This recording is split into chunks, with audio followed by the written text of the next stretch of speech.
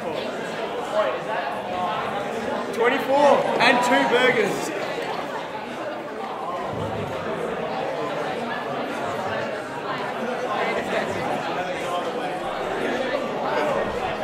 Do you want anything else?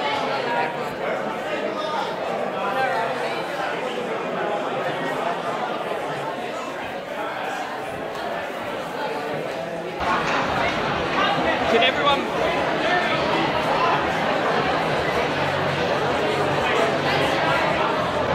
Hello everyone. Guys!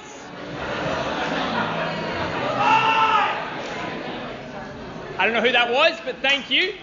If everyone could please take a seat, we'll make a start. Thanks for that. All right, so welcome to the 2017 UWA Student Guild Presidential Debate. It's a fantastic opportunity.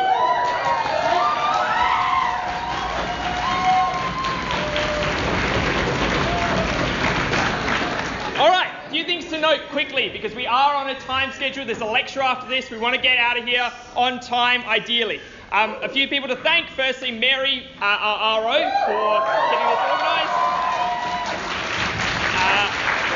And also to Pelican for filming this debate, which will go up later, I'm sure. And also to the fantastic candidates for giving up their time to explain their positions on the matter. Just a few things to note. First, noise levels. So, that was as much hooping and hollering as I would like in this debate, ideally, because we want to hear what candidates have to say. And in previous years, people have gotten a bit boisterous and interrupted people during speeches. That is not on because, as a result, the majority of people want to hear what these guys have to say, not what you guys, like whether you guys have the best cheerleading spirit, okay? Sorry to be the negative Nelly here, but it's really important that we hear what they have to say on the matter, and it's a serious business. The second thing is timing. So we have specific times allocated for each response. Guys, thank you. And Franz, our lovely timekeeper, will be keeping time. He'll display a 1 minute remaining for speakers at the end of each point, and then a 30 seconds remaining, at which point, at time ends, we'll start clapping them off. So if you can join in for that, that would be great. And rights to reply. So this year, a lot of the questions are directed at all candidates. As a result, rights to reply are at a minimum, but they will be allocated if necessary at particular pointed questions. But that will come up as we go. All right, so without further ado, we'll make a start. So the first stage is opening addresses. So I'll invite each candidate to come up. They'll have 2 minutes to give their opening address, essentially on their platform and why they want to be your presidential candidate. And again, just be mindful that this is being recorded and any noise is probably going to interrupt people while they're speaking. So, without further ado, I welcome the first candidate to give their opening address, Megan from Star.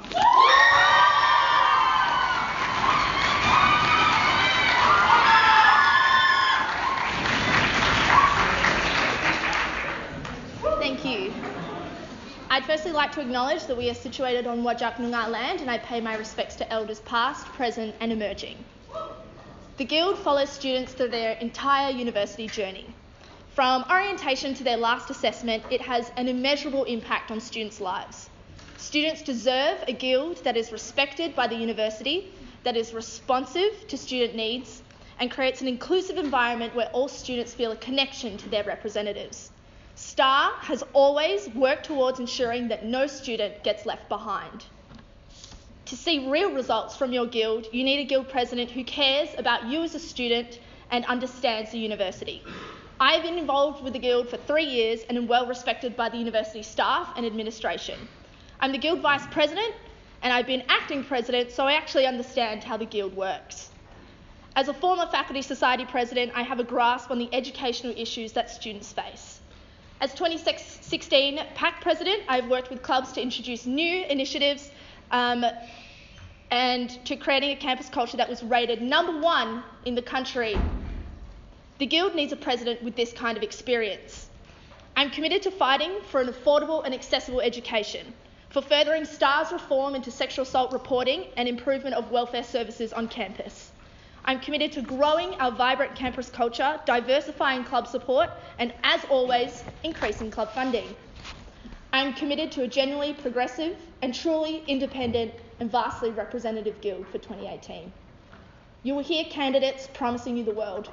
But one thing you can always count on is STAR's extensive track record of delivering results for UWA students, and I hope you let us keep doing just that, because we are the only ticket that can say when we promise something, you know we can deliver. Thank you.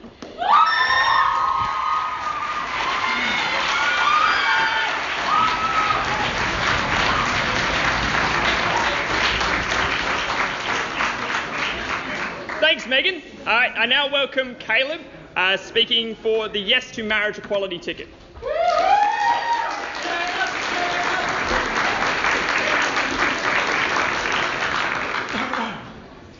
Excuse me. Hi, so yeah, I'm Caleb. I've been an Equal Love WA activist here in Perth for a couple of years now. Here at UWA, though, I've been involved in the Arts Union quite a bit. I've been the Externals Vice President for this year. And the exciting thing that I've been able to be involved in quite extensively is the Yes to Marriage Equality campaign run through the National Union of Students, but we've been working with the Pride Department, the Arts Union, and a whole bunch of people. So we've essentially set up sort of a network of grassroots activists all across the campus. We've had stalls done by the Arts Union and Pride Department with a whole bunch of people on them every week, campaign meetings. We've put on marches for Pride, we've had great discussion meetings and public things like that to involve people as much as possible. I think the biggest thing and really biggest issue for me in this election and this year politically in general is the plebiscite, is the postal survey. It was frankly deliberately set up in favour of the no vote. It disenfranchises young people quite dramatically. There was only 2 weeks to enrol everyone, but the National Union of Students actually ran an incredible campaign over East and here on campus. They got almost 100,000 students enrolled, that cut the number of 18 to 24-year-olds who weren't enrolled in half. So we're in really good stead. And I think this ties in quite a bit with the current election and the referendum going on at the same time. I think that if we left the National Union of Students, and if the National Union of Students didn't have the same funding, didn't have the same number of unis affiliated to it, and wouldn't have been able to help organise the biggest LGBTI rights protests in Australian history recently. These protests got to 50,000 in Sydney. So I think it'd be a shame if we disaffiliated, and worse than that, it'll leave us frustrated, so thanks for doing it.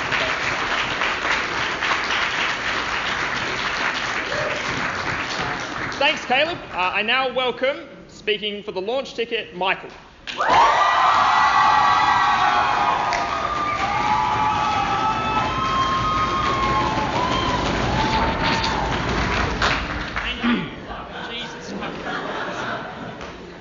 Thank you. Here we go. Launch has and always will be a team with a firmly set focus on one thing. That is, real tangible change and making a difference for students here on campus. Our three main policy pillars, education, welfare, campus culture, are comprehensive, achievable, and most importantly, they put UWA students first. Throughout 2017, Launch's Guild counsellors have heard ordinary students calling for change. In every faculty from Alva to business school, there has been a clear call for a guild that understands and appreciates the genuine concerns of students. When students came to me to raise these issues, I responded not as the Guild counsellor, but as a student and as a friend. Join Launch. Join Launch and not this tired old group of recycled hacks with stale ideas. Join a team focused on putting UWA students first. The students made the call, Launch answered, and they liked it. That's why I'm proud to lead the single largest team supported in ticket in the history of Guild elections. But it's not just about the numbers. Launch has brought together a diverse range of passionate students from every corner of campus. And because Launch's candidates are everyday students, they're ready to deliver change that UWA students deserves. This year is different. This year the choice couldn't be clearer. Put up with another year of neglecting students and societies, or back change and watch Launch give them the support they deserve. Put up with another year of distracted protests and wasted money, or back change and watch Launch deliver real improvements to the quality of education and welfare resources here at UWA. put up with another year of STAR's stale status quo, or back real change and vote launch.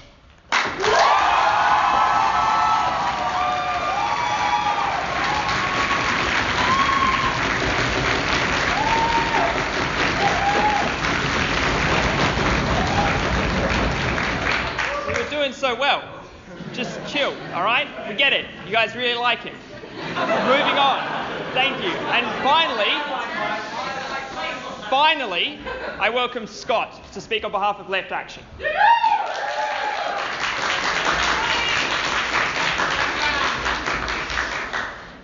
Well, I think both major tickets, STAR and Launch, have forgotten why student guilds exist. A student guild's representative power is linked to the power of its membership.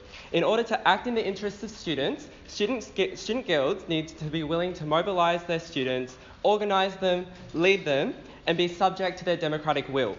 These people aren't interested in running student unions that democratically involve the masses of ordinary people.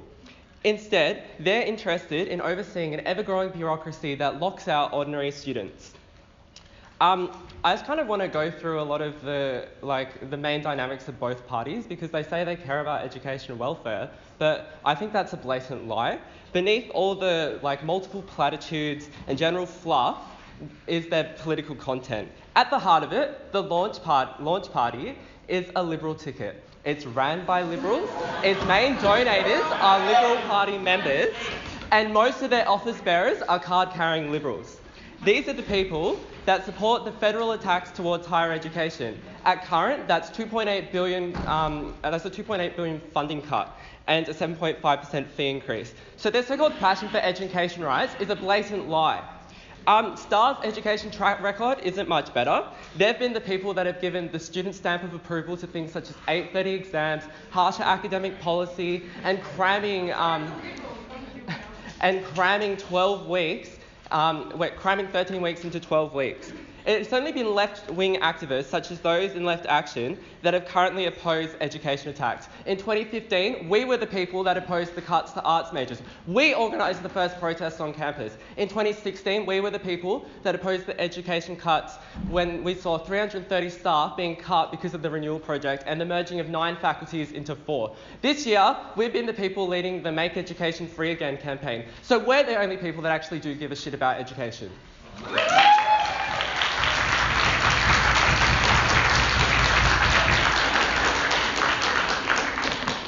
Just be mindful that if you are going to interrupt people speaking, we will stop time, so you're just giving more airtime to your opponents. Thank you. All right, now it's round 1 of questions. These questions have been put on notice. There are 2 of them. We'll start with the first, and we will announce the order of them speaking. So, the first question is, how would you address the general lack of engagement students experience with regards to guild elections? What drives this phenomenon? This is addressed to all speakers, and we will start in reverse order, so we'll start with Scott from Left Action.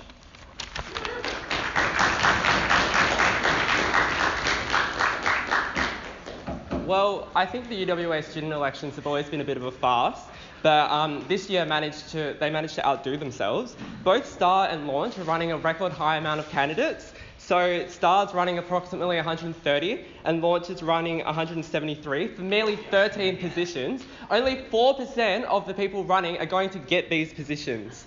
I think this creates a pretty terrible environment where you see constantly OGCs competing against one another in a practically a war zone kind of environment where students want to avoid it as much as possible.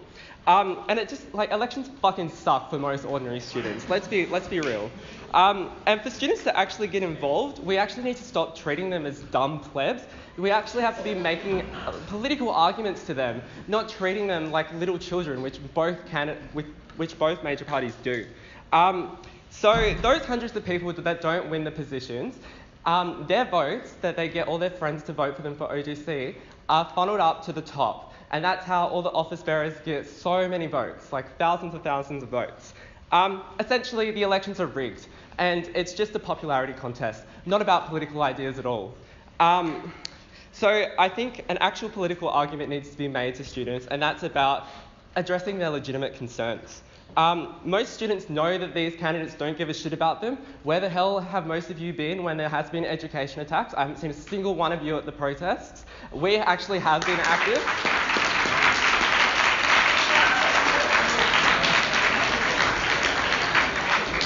Thanks, Scott. I now welcome Michael to continue.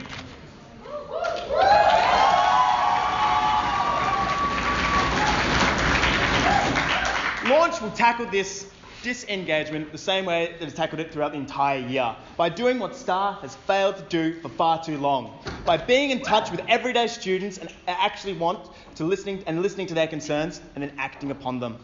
This is how Launch has built the biggest, strongest and most passionate team in the history of guild elections at UWA. The team that I am honoured and proud to lead today.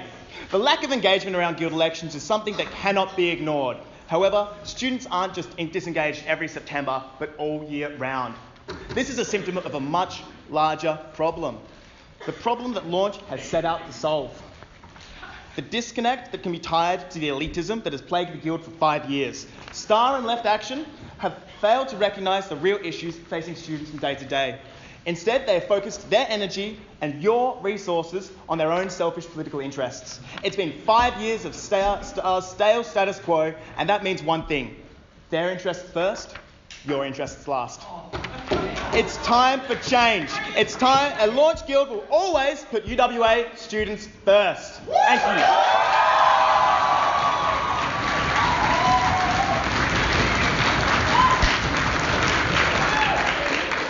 Thanks. I now welcome Caleb to speak on behalf of his ticket.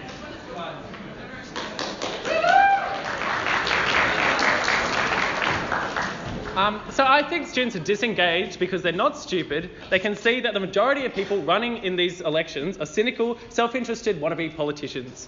Young people are pretty used to sniffing out the lies and bullshit from our federal politicians, and it's not lost on them what a pack of liars the main candidates for STAR and Launch are. For example, the Launch leadership are Liberals or Liberal supporters that support the federal government's attacks on education. And you'll never hear them say that the Liberals, they've been crapping on about education as their top priority. If this was really the case for both parties, why haven't Michael and Megan or anyone else in those parties taken up and led the fabulous NUS campaign that defended against these attacks, like last year's budget and the new Make Education Free Again campaign? That was done by activists like myself and Scott here. We had daily stalls, we organised protests, put on discussions and campaign meetings. We included any and every student in the campaign because we think students are capable of and willing to stand up for their rights when a lead is given. There is a lot of work to be done rebuilding our guild, rebuilding our guild so that it's a student body that actually is trusted by people in general. Getting some activist councillors into the Guild and National Union would be a serious first step in that process, I think.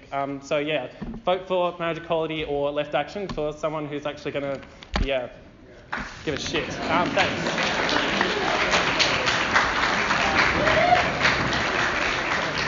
Thanks, Caleb. And now I welcome Megan to speak on behalf of STAR.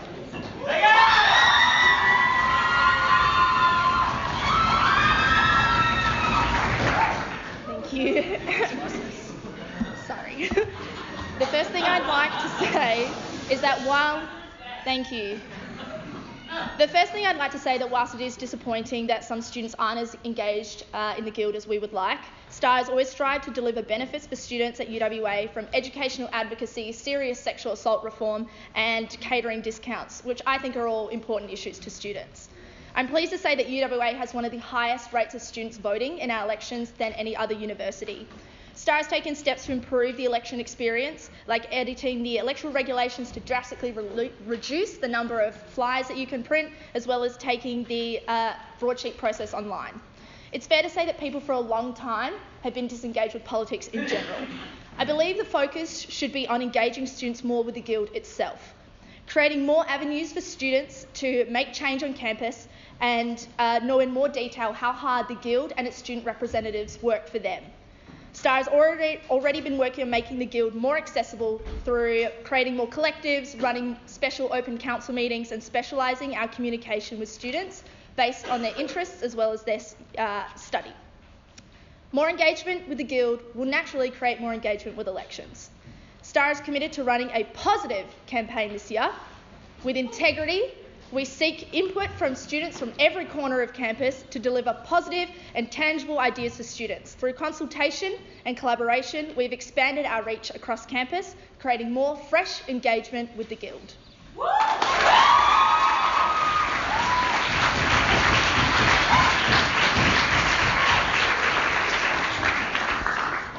Fantastic. Okay, so now the second question that was given on notice to these guys the day before. What do you think the biggest educational challenge facing UWA students is? Starting the speaking list off, this is directed again to all candidates, starting the speaking list off with Caleb.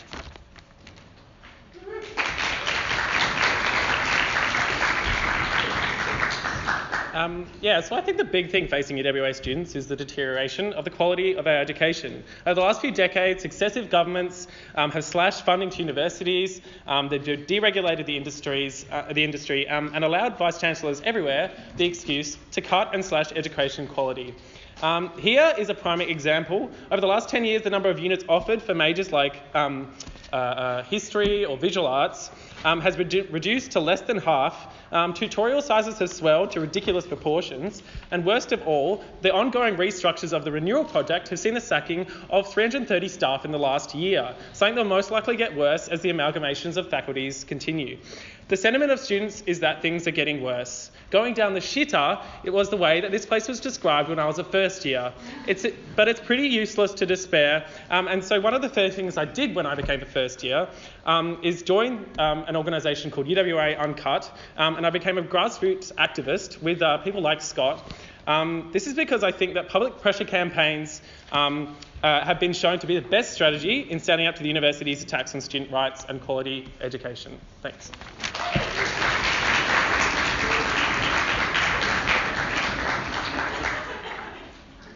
Fantastic. Now I welcome Megan to speak on behalf of the question.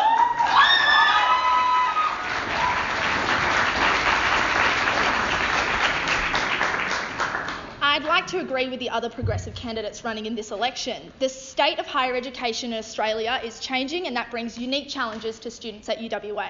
We've seen huge huge funding cuts by the federal government, the casualisation of staff, plans to introduce real interest into HECS, and the rise of online universities. STAR has and always will be willing to engage in advocacy and activism to change this. We have a number of new challenges facing us here at UWA, such as the introduction of the new academic calendar, the new exam timetables, and the reallocation of postgraduate Commonwealth-supported places. We already have a strong track record of delivering at UWA with no 100% exams, a policy to hold lecturers to account who don't record, multi-million-dollar upgrades to Unify, making SURF results public, and making special consideration more efficient and accessible. We have a clear vision to address the education challenges that UWA students face. STAR will expand the UWA summer school.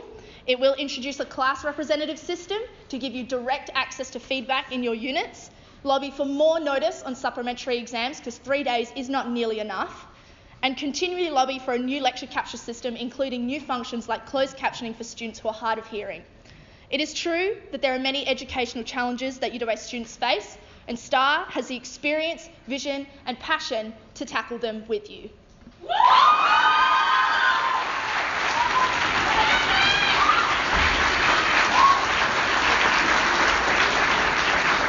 I now welcome Scott to speak on behalf of Left Action.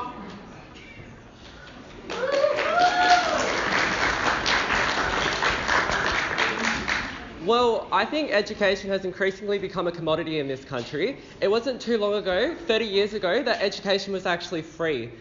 It was the Labor Party that abolished free education, and we've seen since that education has increasingly become more and more expensive. Higher education is increasingly entrenching class divides in our society. The cost to study, coupled with the cost of living, is at a whole-time high. Most students hesitate to even continue studying. I know so many students that have dropped out of studying because the costs are just too much. And all this debt that you accumulate over 3 years doesn't even guarantee that you're going to get a job afterwards. So I think the education attacks happening nationally are bound up with the educations happening here on a local level. It was in 2014 when Tony Abbott tried to introduce speedy regulation and $100,000 degrees that it was our vice-chancellors that came out and vehemently supported it. So I don't think we should look to the vice chancellors as these people that will give us a better quality education. I just wanted to address something about summer schools, because I think actually summer schools and more summer units aren't a progressive thing. I think it's really laying the basis for trimesters, where we'll see students just literally being pumped into these universities and being pumped out. So a degree factory. So universities will be running more and more like a business. So I think really the dire state of higher education is the biggest hurdle to more students studying. And the only way we can do this is by fighting back, fighting the vice chancellors and fighting the government.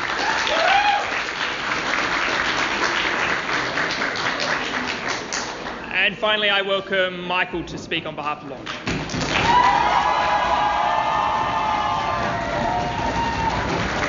All right.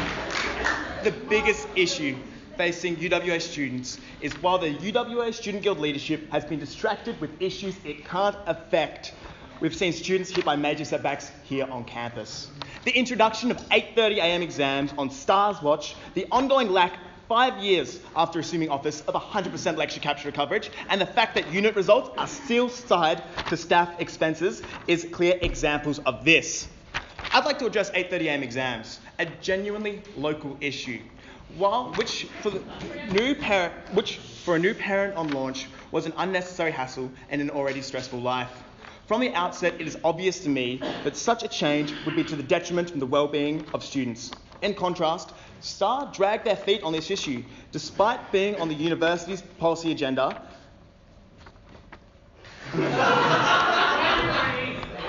Thanks, guys.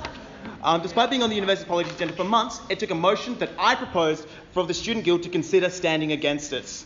This raises the question, if STAR understands education so well, why did Megan Lee abstain from this motion?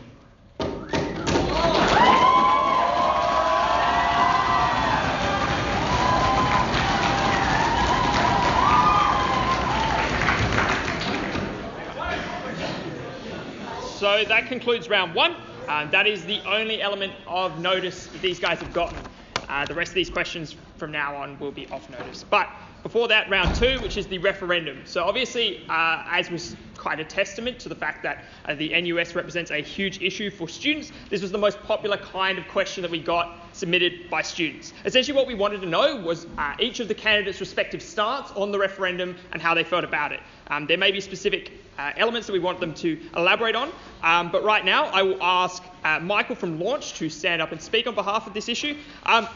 That being said, specifically, students wanted to know that should your party win this election but the referendum fail, will you respect the result and remain affiliated with the NUS?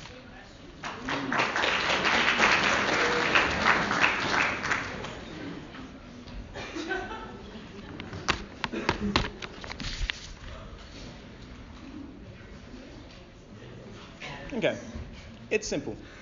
The National Union of Students is national in name only.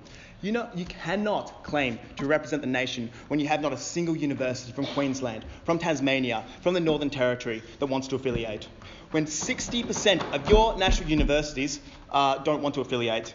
And there's a reason for this. It's because of all the other universities have caught on to the fact that the NUS does not represent them or their interests. They have recognised that the NUS accomplishes nothing for their students. All the NUS claims to have achieved has been on the back of other student organisations. But it gets worse. Not only is the NUS useless, but it wastes your dollars. So to answer the question, if the motion of the referendum was to go through, I would respect the views of the students. That is important to me. Whilst I wholeheartedly can tell you today that the NUS does not represent you, it represents those that are only gaining something from it. If the view of the UWA students is that the referendum is to say no, yes, then we will remain with the National Union of Students. But I trust the students of UWA to make the right decision on this matter. It is simply because when it comes down to it, the NUS has no presence here in WA and in UWA in particular. In my view, UWA deserve better than a bunch of NUS politicians that only pay attention to us when their neck is on the line. Thanks.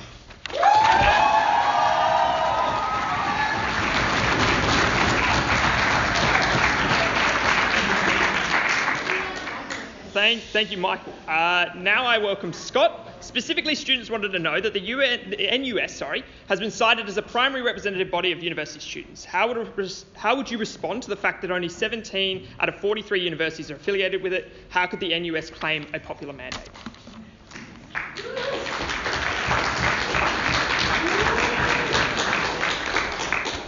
Well, I think the reason why so many universities, such as the universities in Queensland or Tasmania, aren't affiliated to the National Union of Students is because it's people like Michael, it's people like Launch, who are Liberal Party members, who've been leading the charge for disaffiliation from the National Union of Students. They've been waging the argument to destroy the National Union of Students because they hate student unionism. They hate that there's a body in society that has been standing up to the Liberal Party, that has been standing up to the Liberal Party's attacks on higher education, fee deregulation, $100,000 degrees. So they want that body destroyed so that they can prove their loyalty to the Liberal Party and work their way up. It's fucking true. Okay, so the National Union of Students is the peak representative body of all students. It's the body that unites us across campuses to fight against education attacks. It's a basic democratic right. In every country but dictatorships, an equivalent body exists. The student body, like any student body, it represents the interests of the student population. So delegates to NUS have a wide-ranging, have wide ranges of political opinion. So political factions and fiery debate are obviously a feature of this. It should be said that the National Union of Students is actually dominated by Labor students. And I politically disagree with those Labor students because a lot of the time they just want to use the body as a vote for Labor campaign. But it's because of left-wing activists such as us, we've actually been able to reorient it to mass protest campaigns, and it was those mass protest campaigns in 2014 that fought back against $100,000 degrees and fee deregulation. It was those mass protest campaigns that have been leading the charge for marriage equality in Australia, so we could have such great demonstrations. It's those mass protest campaigns that have really gone into the Make Education Free Again campaign, which was extremely successful. Unless you're a member of the Liberal Party, I think those arguments for NUS are pretty unobjectionable.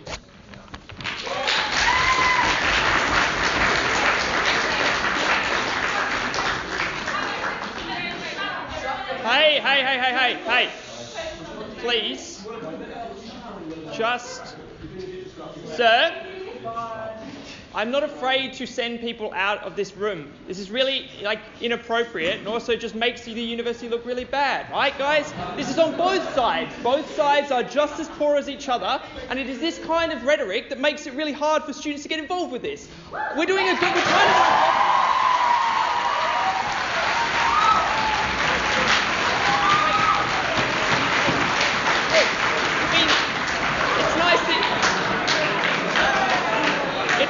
It's really nice that you're all clapping, but you guys are also part of the problem. So, acknowledge that.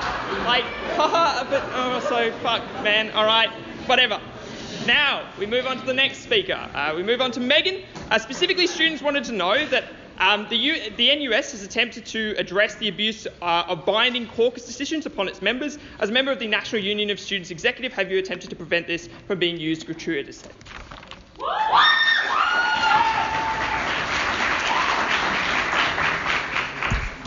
Hi, thank you. Firstly, I just want to help you all imagine what life would be like without the NUS. Without the NUS, the age of independence would still be 25. Without the NUS, your degree would cost you $100,000. Without the NUS, the majority of your SAF money would still be being spent on things like the Pursue Impossible campaign.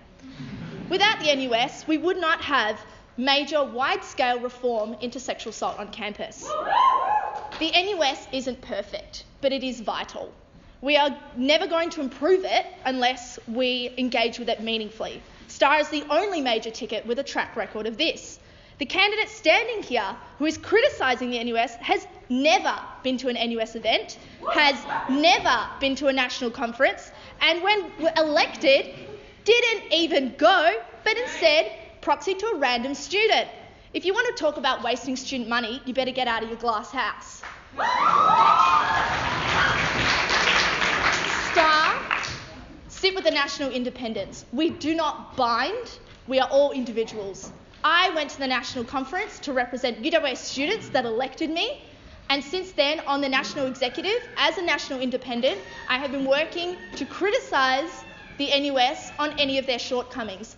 The factional system is fucked. I'm not going to lie to you, it's really bad. But you can only fix those things by engaging with them critically. To leave the NUS, it would not be any less representative. Rather, you'd have a body that is advocating for you, because it does actually represent all universities, not just those fee-paying members. You'd have them advocating for you without being part of that conversation.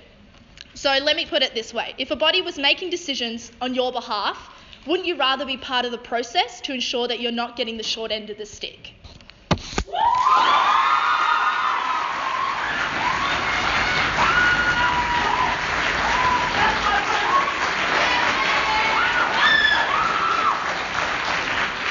Thanks, guys. I now welcome Caleb to talk on behalf of the referendum. Specifically, students wanted to know that the NUS has the NUS been successful in enacting meaningful change on campus? Can you cite any significant changes to the student body that can be attributed to it? I think absolutely it has. So thanks to the NUS LGBTI department, a campaign was run on campuses all over the country from the moment the postal survey was announced. This cut the number, as I said, of not enrolled 18 to 24-year-olds in half, and we ended up getting almost 100,000 signed up, not only to vote yes for marriage equality, but ready for the next federal election when we'll have a chance to kick out this homophobic government. But NUS didn't just get people enrolled, they included thousands of students in a chance to actively fight for their rights and equality for everyone. It gives us confidence as a movement when we're active like this. So student activism, I think, brings politics into the reach of students as a whole, instead of just in the hands of a few rich, careerist student politicians. Thank you.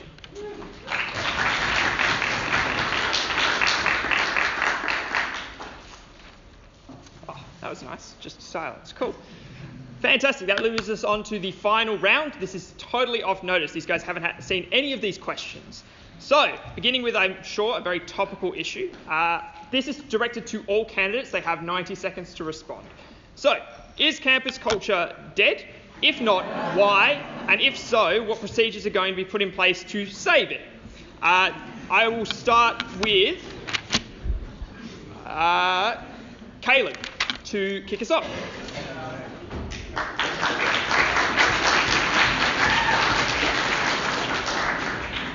Hi, I don't think campus culture is dead, but I do think that some parts of campus culture are being repressed, are being sort of clamped down on, and this is pretty shit. So you may know that I've been involved in the marriage equality campaign. I've been on stalls pretty much every day doing this, and in the last few weeks, we've faced university security harassing us a bit, telling us to shut down stalls, basically just clamping down on people protesting or not campaigning for LGBTI rights. This is the kind of thing that really shocks me. But not only were marriage equality activists shut down, but AZEC, the Students for Christ and other organisations have also been harassed by security. I think this is a big problem. I think that university campuses should be a free and open public space, and that anyone can come along, have a stall, leaflet, and talk about what they are as an organisation, as a club, whatever they are. This is a freedom that must be protected, and I think that everyone in here, everyone on the university campus has a responsibility to stand up for that. If you want to sign the petition that we're going around to do this, it's just in the middle here. Thanks, everybody.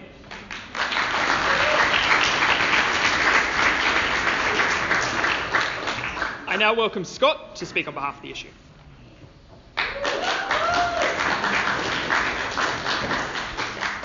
Well, I think the problem with campus culture is that it's far too cliquish. Pretty much, unless you're if you're not a student politician, you won't have any involvement in a lot of these cultural events on campus. Unless you have hundreds and hundreds of dollars to spend on expensive balls, you won't be involved in campus culture. This year, through the Arts Union, I've tried to decliquify that. I've just made up a word. So I've been the social vice president for the Arts Union, and I've tried to hold social events that actually do involve more students, wider layers of students, not just student politicians that we try to recruit for future student elections. So we had a very successful social event, Funkin' Gardens, where we actually got a ton of students that aren't student politicians down to actually celebrate. So I think that's actually the problem with student culture. And I think also what Caleb was saying is actually extremely important.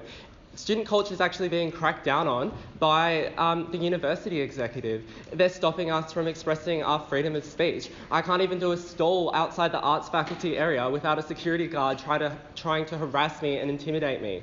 So I think that's the real attack on student culture, actually, the fact that we can't democratically debate with one another about ideas on the way forward for the student movement.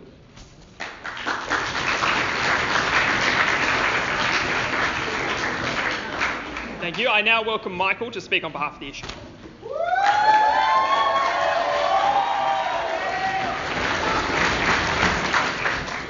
Your campus culture experience is something special. It is unique. It is something that each and every individual in this room defines. Now that's something quite unique to this fantastic institution here at UWA. When I'm talking about saving campus culture, I'm talking about not being complacent. I'm talking about making real change, and by putting UWA students first. When I'm talking to Chris, our Societies Council President, and we have long chats on what makes clubs great, we're talking about collaboration. I have a vision for this guild, not to define clubs, not to tell them how to be, but to actually give them the resources for their own autonomy and their own originality. I want to have a guild that inspires students to channel their own ideas into a better place for students. Campus culture isn't just your clubs, your parties and whatnot. Campus culture is walking down to university, from the business school to arts. It is something you do. And a guild is there for you. The guild shouldn't be focusing with their issues over east with the NUS. The guild should be right here at home for the students. And that's what my campus culture will be like, and that's my vision for the guild. Thank you.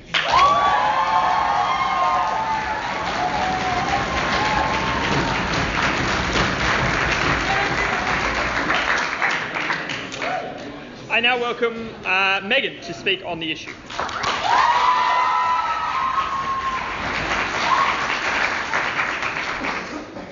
I find this a really interesting topic, and every time we talk about it, I'm still yet to hear the ways that campus culture is going to be saved.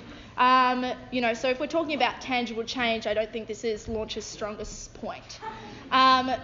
I don't think it needs to be saved. With 800 events so far this year, over 157 affiliated clubs, the biggest O-Day ever, and the bringing back O-Day Festival, the message that campus culture is dying is just outright disrespectful to all the club presidents out there working hard to engage their members.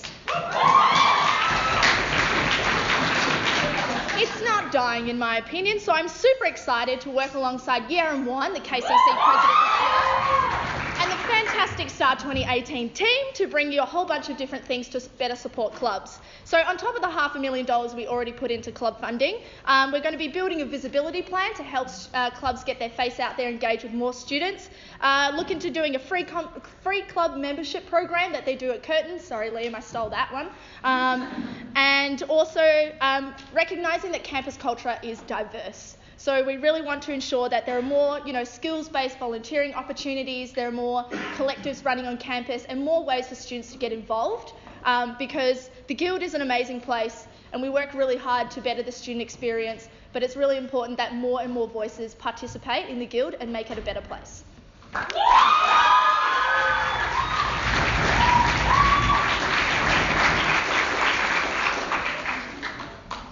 This question is specifically directed to Megan and Michael. So, Megan, you are currently running 116 original Guild Council candidates. Michael, you are running 174 Guild Council candidates. There are 13 free positions. Why should students place any trust in your ticket's ability to vet candidates if, at best, you only want 10 to 15% of your candidates to be elected? We'll start with Megan and then Michael. Roll dual citizens.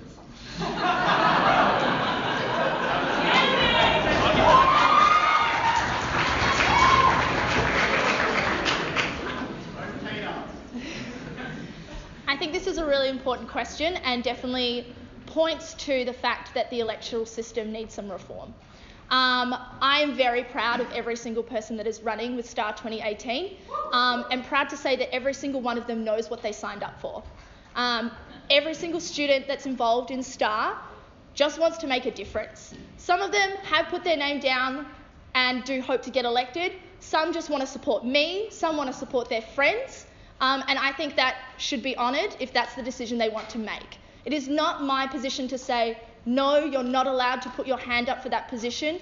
No, you are not allowed to put your name in the ring to represent students, because that would just be disingenuous to my values. I think every one of the students at UWA campus should be lucky to have students who are keen to represent them, keen to make campus a better place, and keen to get involved.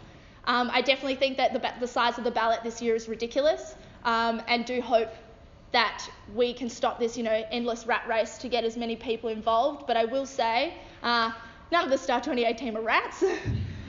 I love you guys all dearly, and thank you so much for supporting me.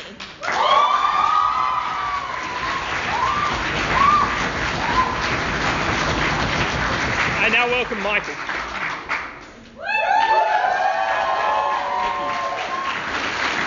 I am so wholeheartedly proud of every individual in launch this year. We have doubled the size in our team from last year, and if that doesn't say something, I don't know what does. When I speak to students and I ask them what change do they want to see on campus, this year it's been different. They've said, I want to be the change that I want to see. And that is something that is important, and that has a tangible meaning behind it, because we are talking about putting UWA students first. People are sick and tired of a guild that's been here for 20 odd years of complacency. They want to see a difference. They want a student organisation that puts their interests first. Now, when I speak to guild councillors on launch, I listen, I learn. They've got a lot to say, and they've got issues that they want to share with me. I believe the reason why launch is so big this year is because we've listened and we've included people, and the ethos of launch is about inclusivity. It's about being yourself, and I think that's what camp is all about when it comes down to it, being yourself and inspiring originality. Now, launch this year is channeling that into the course of this election, and I can tell you the way that we're doing that is with a campaign unlike any other. Launch has a presence this year, and it's making itself heard because of a reaction to a poor guild. Thank you.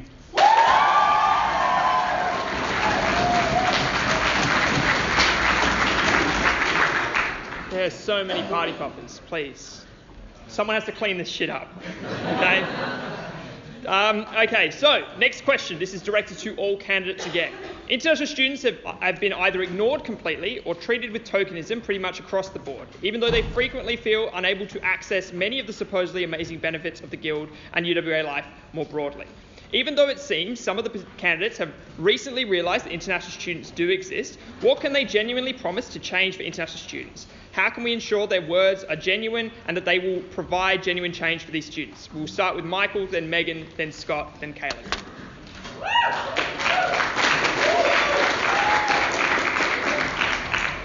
UWA's international community is something to be so very proud of. When I'm down at the business school as Ecoms Vice President, I see 40% of the UWA students there actually are international students from a diverse range of different backgrounds.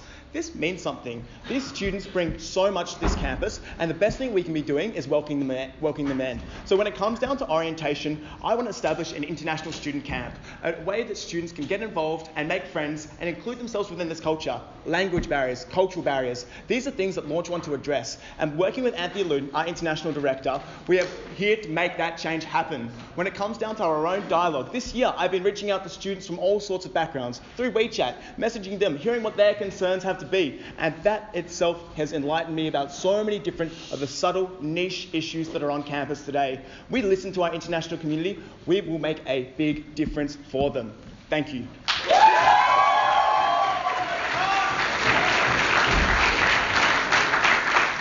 I now welcome Megan.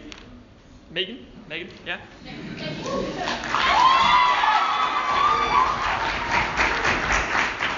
This year, I am proud to announce that STAR is partnering with the International Student Link, an independent international student by which are all international students ready to represent international students on Guild Council. They are the best team, and they have some fantastic policies, and that's why I'm so proud to be teaming up with them this year. Some of the ideas that we've come up together, but if you want to read the rest of their policy, head over to their Facebook page, is to translate some of the essential welfare services that the Guild provides into a variety of different languages, because there's nothing more that makes you feel at home than seeing something printed in your mother tongue. We also want to integrate the International Student Services Department better with clubs and societies. So Douglas Cheer, who's running for International Student Services Director with ISL, really wants to, just like run a barbecue or anything simple like that, just to get ISS out there in integrating with multicultural clubs, as well as introducing more support into Student Central, particularly around medical care for international students.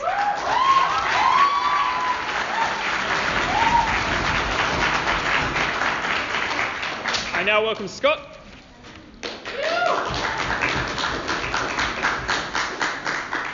Well, I think the reason why international students feel isolated from the Student Guild is back to what I said at the start, is that the Student Guild is really just a clique of bureaucrats that don't give a shit about most ordinary students.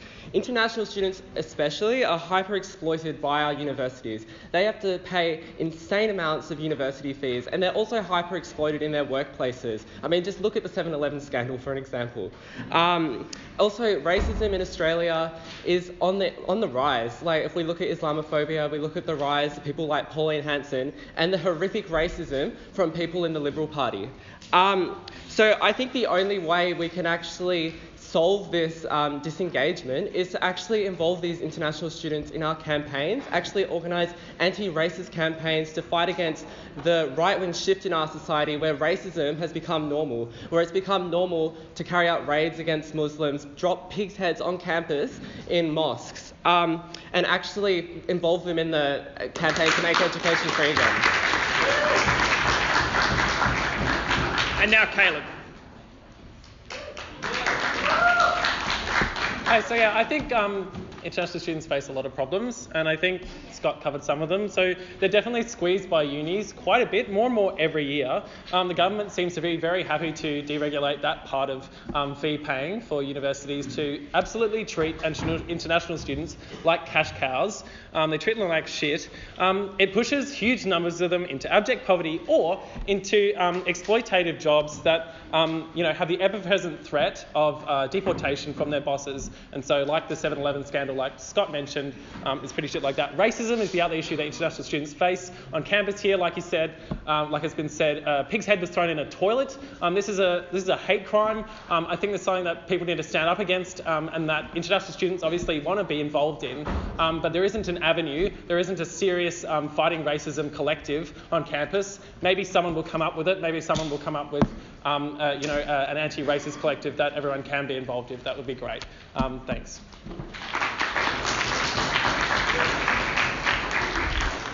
Fantastic. Okay, so in the essence of time, if you have to go to a class, you can head off now. But we will be just doing closing remarks to conclude the session. So those will be for a duration of 30 seconds, and you'll get clapped off vehemently. So, starting with Michael.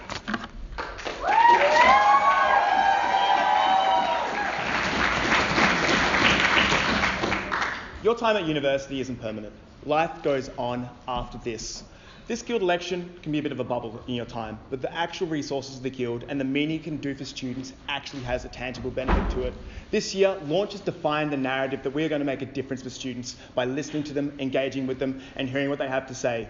Look at the way we campaign this year. Look at the way we represent students. We want to do this for you and by you and with you. Stand up with Launch this year and vote number 1 Michael McKenzie for Guild President.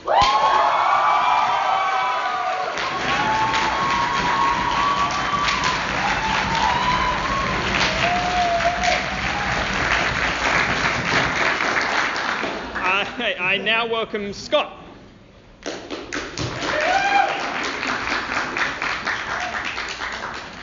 Well, I think the student elections can be compared to the US elections, really. We have Launch, who are basically the Trump of UWA, and then we have Star, who are the Clintons of UWA. Both run a two-party system which disenfranchises the masses of ordinary people. If you actually want an alternative, if you actually want left-wing activists that give a shit about ordinary people, actually want to involve the masses of ordinary people in it, vote for us. We're the Bernie Sanders of UWA.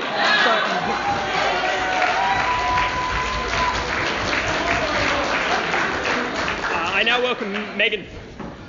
Megan, come on.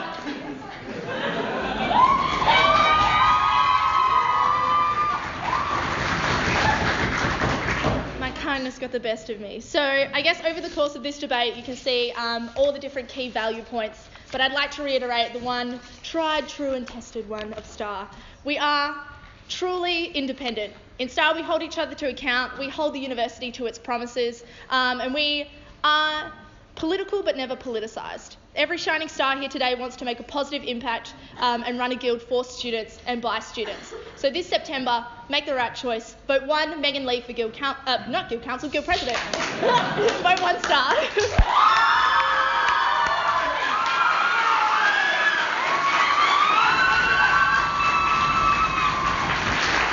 I now welcome Caleb.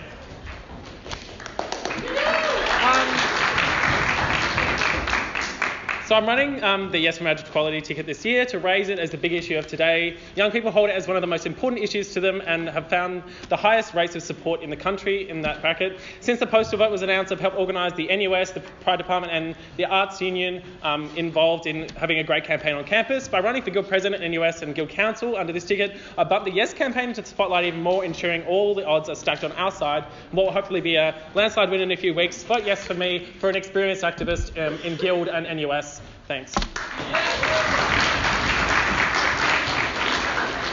And so that concludes the debate for today. Thank you so much for coming. I hope you all enjoyed it.